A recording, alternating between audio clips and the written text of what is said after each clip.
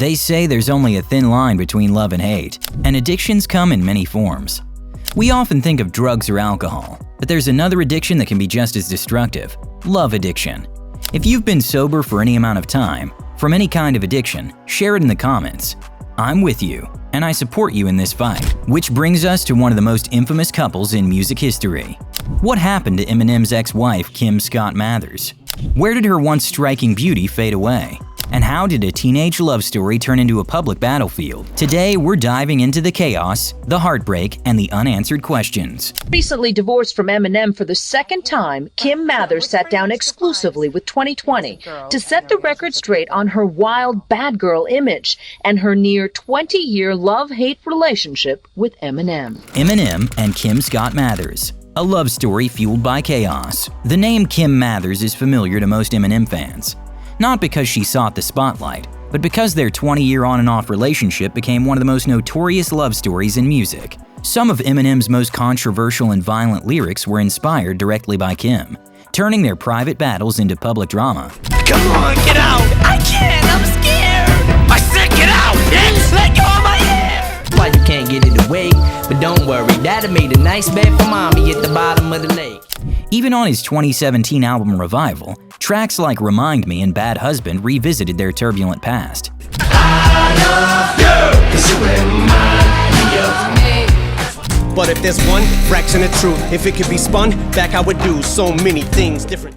Kim was born in Warren, Michigan in 1975, one of twin sisters raised in a troubled household. She met Marshall Mathers in 1987 at a friend's party. She was 13, he was 15, rapping LL Cool J's I'm Bad while standing on a table. The spark was immediate. Soon after, Kim and her twin sister Dawn ran away from home and moved in with Eminem and his mother. Throughout the 90s, their romance was passionate but unstable. In 1995, Kim gave birth to their daughter Haley Jade on Christmas Day. Eminem worked 60-hour weeks to support the family, but money was always tight, and tension grew. In 1996, they broke up for the first time. Around that time, Eminem created his Slim Shady alter ego, and the world heard his anger in tracks like 97 Bonnie and Clyde, where he fantasized about killing Kim and disposing of her body, using their young daughter's voice on the track. I told you it's okay, hey, hey. When the baba, take a night-night, boo, goo gaga. Kim later admitted that hearing it left her furious and deeply humiliated. They married in 1999, just before Eminem joined the Up in Smoke tour with Dr. Dre and Snoop Dogg. Kim has said she hoped marriage would keep him close and preserve their family, but the opposite happened. Fame and ego deepened the cracks. She claimed touring with his alter ego destroyed her self-esteem, recalling how he taunted her with the number of women who threw themselves at him. By 2000, she had attempted suicide after watching a stadium crowd cheer to a song about killing her. I was there in the middle section on the main floor, and sure enough, he decided to do that song and not only perform the song, but use blow-up dolls as to reenact like me being choked and just disrespectful things to the blow-up doll, and then threw the doll into the crowd. Like, for him to do that in front of thousands upon thousands of people, knowing that I'm out there and just watching everybody else sing the words and laughing and jumping around in like approval of just, I couldn't take it. I don't know. That's complete spite. I mean, especially knowing that you're going to be sitting, in the front row right there. And I immediately left after that. I got into a car accident on the way home. I was so upset. So long, bitch, you did me so wrong. Their first divorce came in 2001. Co-parenting kept them in contact, and in 2006 they remarried on the 15th anniversary of their first date. It lasted only 41 days. Kim said she feared what another divorce would do to the children, and her fears proved true when Eminem walked out again. Outside her relationship with Eminem, Kim had a daughter, Whitney, with Eric Hatter, later adopted by Eminem. She also raised her niece Elena after her twin sister Dawn, struggling with drug addiction, lost custody. Dawn died in 2016 of a suspected heroin overdose, a loss Kim described as the other half of me gone forever. Kim herself battled addiction and depression for years. In 2015, she was involved in a DUI crash that she later revealed was a suicide attempt. She deliberately drove her car into a pole after drinking and taking pills, ensuring no one else would be harmed. Yes, I drank, I took pills, and I hit the gas and aimed for a pole.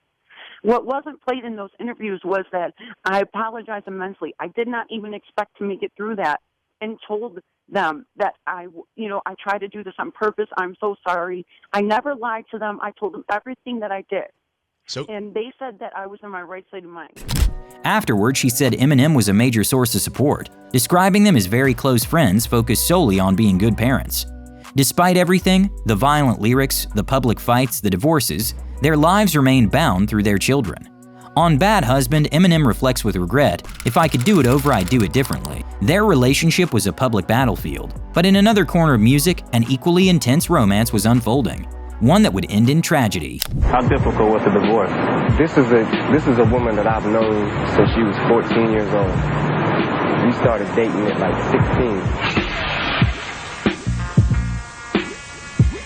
I've known this woman all my life, and she's leaving. With that and the combination of everything that was going on around me, my world was like...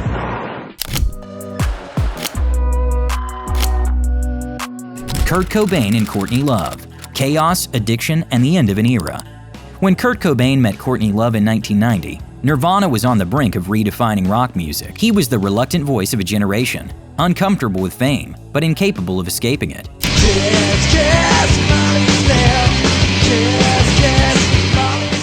Courtney was the unapologetic frontwoman of Hole, brash, ambitious, and as drawn to chaos as she was to Kurt.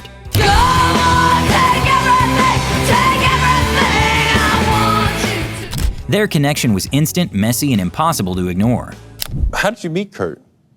I met him in 1988 at a Dharma Bums show where I was doing spoken word. And he had a girlfriend that I thought was chunky, and I told him so. And he wrestled me, which was cute. He wrestled you? Yeah, he wrestled me on a beer-soaked floor. They married in February 1992, just days before Nirvana's appearance on Saturday Night Live, and 6 months before the birth of their daughter, Frances Bean Cobain. The wedding took place on a cliff in Hawaii, with Courtney in a satin dress once owned by Frances Farmer, and Kurt in green pajamas. To the media, it looked like a rock and roll fairy tale, but behind closed doors, their relationship was already collapsing under the weight of addiction and scrutiny. Both Kurt and Courtney struggled with heroin, a habit that fueled public scandals. In a now infamous Vanity Fair profile from 1992, Courtney allegedly admitted to using heroin while pregnant, a claim she later disputed. The story sparked investigations by Child Services, and the couple briefly lost custody of Frances. The press painted Courtney as manipulative and toxic, and Kurt as a man being destroyed by her influence, a narrative that would follow her for decades. But the truth was far more complicated. Friends say their bond was genuine, if destructive. They adored each other, but their fights could be volcanic. Kurt's mental health was deteriorating under the pressures of fame, physical pain from chronic stomach issues, and his own history of depression. No, they never figured out what it was. I mean, most gastrointestinal doctors don't know anything about the stomach diseases. They just have a PhD, you know? They get paid a lot of money for pretending and prescribing you different drugs, and it's a total scam as far as I'm concerned, because I've been going to doctors for 6 years, and I've tried every drug available except for this one last one that's brand new, and it finally worked. Courtney, meanwhile, was battling her own demons while defending their relationship in the press. In March 1994, Kurt attempted suicide in Rome, overdosing on a combination of champagne and Rohypnol. Courtney later described it as a turning point, the moment she realized she might lose him for good. Just a month later, on April 5, 1994, Kurt Cobain died from a self-inflicted gunshot wound at their home in Seattle. He was 27. Courtney's grief was raw and public. She read portions of his suicide note to fans at a vigil, her voice breaking between sobs and rage. Sometimes I feel as I should have a punch-in time clock before I walk out on stage. I've tried everything within my power to appreciate it, and I do. God, believe me, I do, but it's not enough. I appreciate the fact that I and we have affected and entertained a lot of people. I must be one of those narcissists who only appreciate things when they're... In the years since, Courtney has been both vilified and defended. Some still blame her for Kurt's downward spiral. Others argue she was a scapegoat for a tragedy rooted in addiction, fame, and mental illness. What's undeniable is that their love story, however toxic, left an indelible mark on music history and ended with one of rock's greatest losses.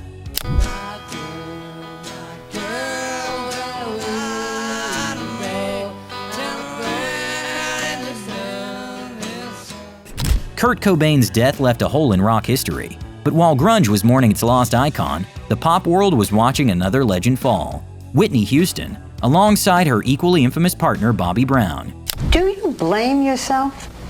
I mean, I know that there are fans of his who blame you. I do. I shouldn't have called for an intervention.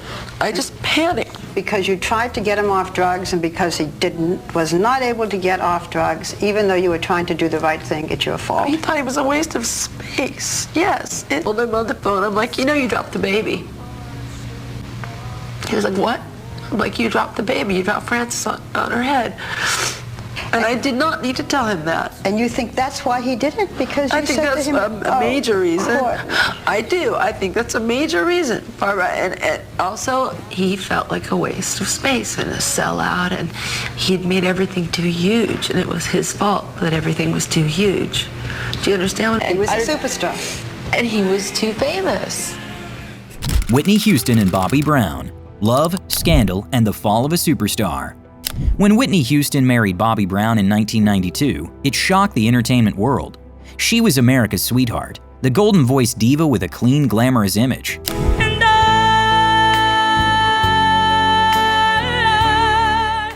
He was the bad boy of R&B, known for his wild behavior and controversial reputation.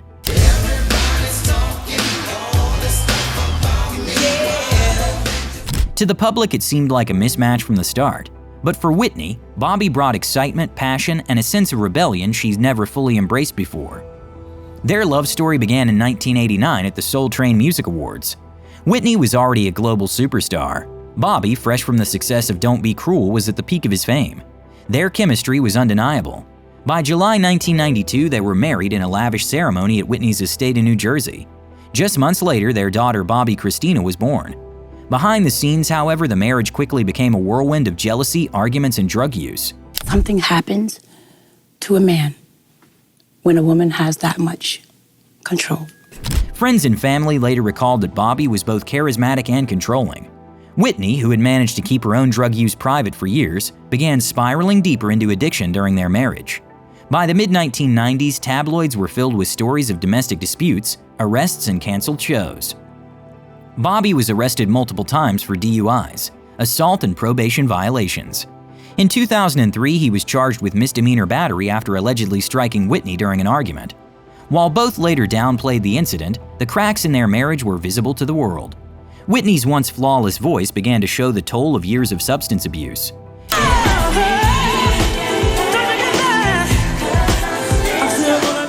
In a now infamous 2002 interview with Diane Sawyer, Whitney denied being addicted to crack cocaine, but admitted, "We were lacing marijuana with rock cocaine. We weren't sleeping, we weren't eating." I don't like to think of myself addicted. I like to think of I had a bad habit, which can be broken. Their chaotic relationship was put on full display in the 2005 reality show Being Bobby Brown, which instead of reviving their public image, exposed their dysfunction to millions of viewers. Shut up, Bobby! I didn't ask anybody in my house. I'll tell you what, you take your ass in that room when you go back to bed. I'm not going! By 2006, Whitney filed for divorce, gaining full custody of Bobby Christina. Sadly, the legacy of their marriage continued to cast a shadow. In 2012, Whitney Houston was found dead in a Beverly Hills hotel bathtub at age 48. Her death linked to heart disease and cocaine use. 911 emergency. Hi, how you doing? This is security from Beverly Hilton. Hi, what's going on there? I need a paramedics. Apparently, I got a 46-year-old female found in the bathrooms. That's all I've got right now, but they're requesting paramedics. Oh, okay. Female found in the bathroom. What room is she in? I'm not sure. She fell or she was in the bathroom with the water. 464? 434, I'm sorry. That's room 434? Yes. Okay, and there's not east, west, or anything else? There's room 434? Yeah. Okay, and you don't know if she is conscious of breathing at all? Apparently she wasn't breathing, and she's 46 years old. Just 3 years later, Bobby Christina died at age 22 in eerily similar circumstances, found unresponsive in a bathtub with drugs in her system. The Whitney and Bobby story remains one of music's most tragic cautionary tales. A love that began in passion, but descended into addiction, chaos, and loss, leaving behind a void that fans and the music industry still feel today. These stories show us that no matter how famous or successful someone is, love can still turn toxic. Maybe you've been in a relationship like this, one that was passionate but left scars. Or maybe you remember another music couple whose story deserves to be told. Share it in the comments, your story, or the couple you think we should cover next.